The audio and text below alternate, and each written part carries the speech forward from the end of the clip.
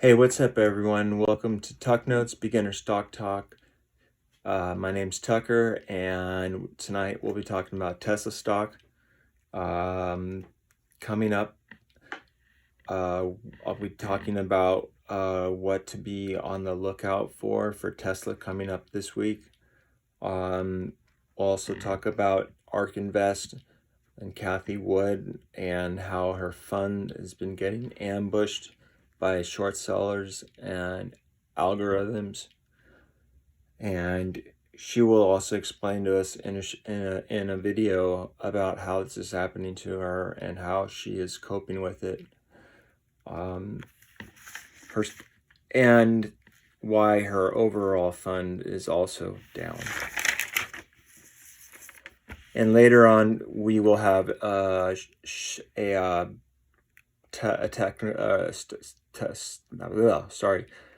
We'll have a breakdown of a technical analysis for Tesla stock for this coming week and price targets and price predictions. So, boom, Tesla is $932.57, and last week it was down 6.83%.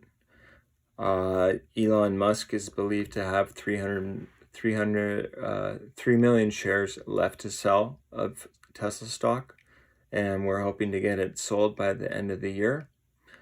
We still could have a Santa Claus rally as we get closer to the end of the year, and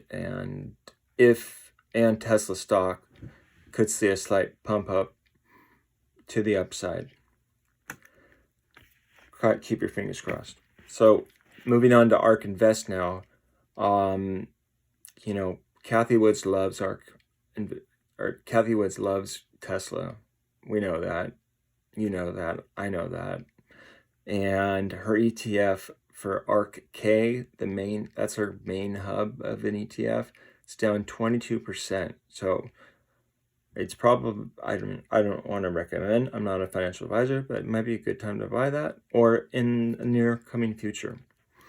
Now, compared to her ETF being down 22%, the S&P 500 is up 27% to the year of date. Something must be going on, right? I don't get it, but we will once we listen to her explain it to us. Last week I talked about why her funds were down because of short sellers, and she's going to explain in the video like I just said. So we're going to watch this video, and then after that we'll have a full rundown of technical analysis and for what you to expect for next week for Tesla stock. So without ado, Mrs. Woods. About the impact of higher interest rates. We've seen some of the growth names just generally really waver in anticipation of higher interest rates. I would love some specifics from you on how you think that some of your investments might be impacted. Well, I think they already have been. I think that's what started in February once vaccinations were hitting critical mass, or we could see they were going to hit critical mass, and we were going to get back to work. I think everyone was working very hard, but back into the physical world. And so this assumption that the Fed was going to tighten started to make its way into the market. I think that's one reason many of our stocks are down. Some of them are down 50 to 60%. And what we see happening today is the flip side of, it's a little bit like what happened during the coronavirus. As we entered it, there were algorithms out there, and this market is I think controlled by algorithms in the short term. And so what happened in the short term as we went into the coronavirus is algorithms seized on two variables. How much cash do companies have, and are they burning cash? Those two variables took some of our stocks down 50, 60, 70%. And those who took those stocks down, the algorithms, the momentum players, the obvious trade, those people were all wrong. Those stocks were some of the biggest rebounders because, especially in the genomic space, the genomic revolution helped us get to that vaccine and to those tests much faster than what would otherwise have been the case. Today, what do we have? We have algorithms focused only on the valuations of stocks today, maybe trailing 12 or maybe this year, very short term. So they are thinking, okay, high interest rates, kill those stocks. So we think it's already taken place. And by the way, and I think, Taylor, you mentioned this earlier, interest rates, after Chairman Powell said, maybe this is not transitory inflation, the bond market rallied. And so I think the bond market is saying that point of view is incorrect. What I find so interesting about movements in the market today is the fear of interest rates and inflation picking up really started in February of this year as people were getting vaccinated. And the markets went after our strategy to express the risk and basically shorted our strategy. What I find so interesting about this is that the market's multiple, broad-based market, so S&P's multiple on next year's earnings is at 24 times. NASDAQ's is at 31 times. These are near record highs, except for the tech and telecom bubble. If inflation is really the risk out there, why isn't the entire market's multiple coming down? I remember when I started in the business, late 70s, early 80s, Art introducing me to Capital Group on the West Coast, and I'll be forever grateful. Back then, I think by the end of the bear market in 1982, the market's multiple was down to 6. I just mentioned that we're up to 24 on that basis right now. Now, you're going after multiples in our space, and what has happened, the depreciation in our stocks from mid-February to today has not done anything to our forecast. We're now just getting our forecast. We're now just getting our companies and our stocks at lower prices. So in mid-February this year, as we did our 5-year forecast, and we assume massive multiple compression during the next 5 years to something like FANG multiples, EV to EBITDA in the 18 to 20 range. When we did that in February, at the peak of our strategy, the compound annual rate of return we expected from our portfolios was roughly 15%. Today, doing that analysis, some of our projections have increased.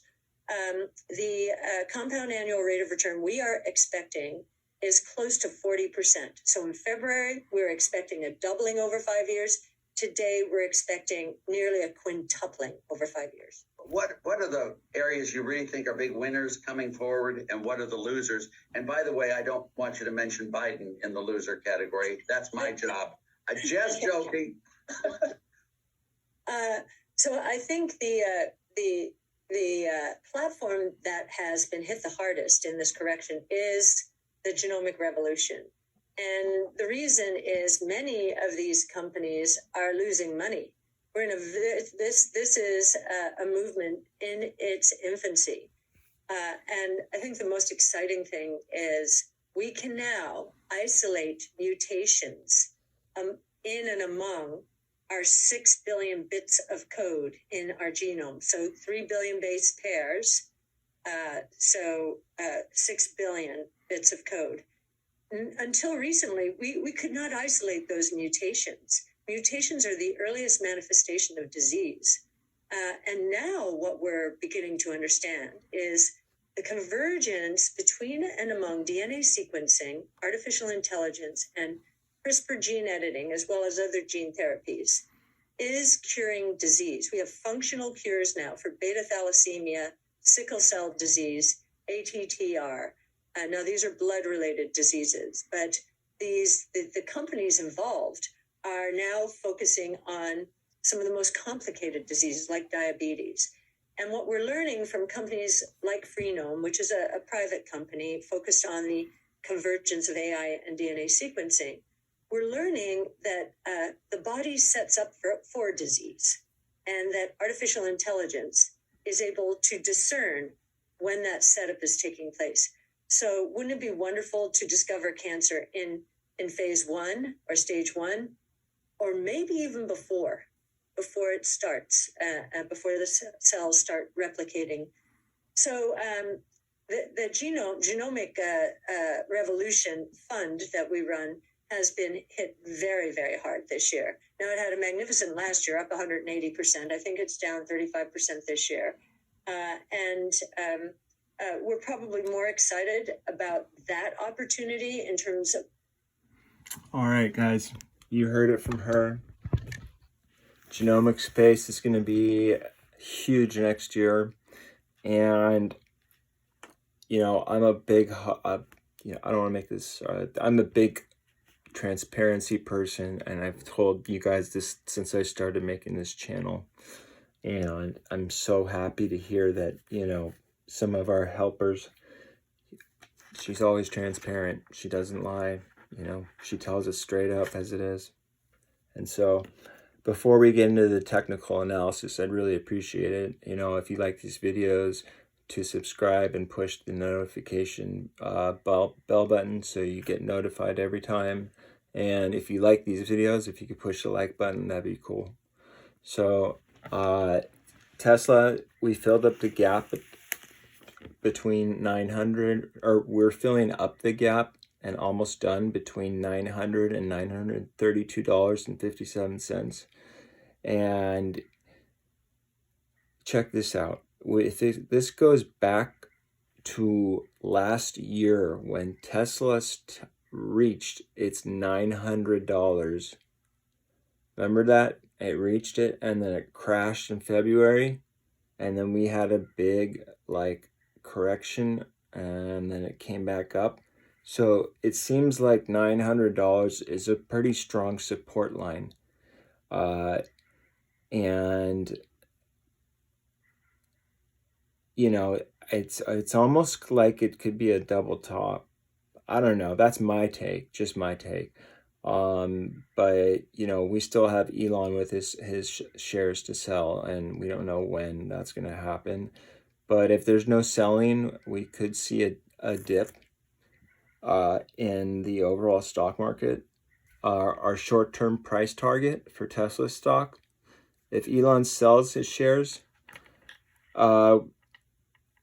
then we could dip below 900. If he decides not to sell his shares, we might get a Santa Claus rally and we might see it pump up to $1,000. However, listen to what I'm saying right now, please. There are a lot of people waiting to buy Tesla under $900. I am emphasizing this as a little secret.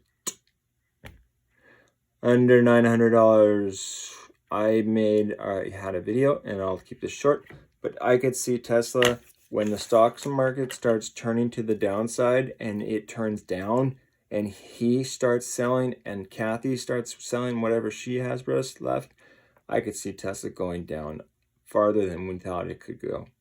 So, you know, I'm just looking on the sidelines right now. I hope you guys found this video helpful. I love you guys. Thank you so much for watching Tuck Notes. Good night.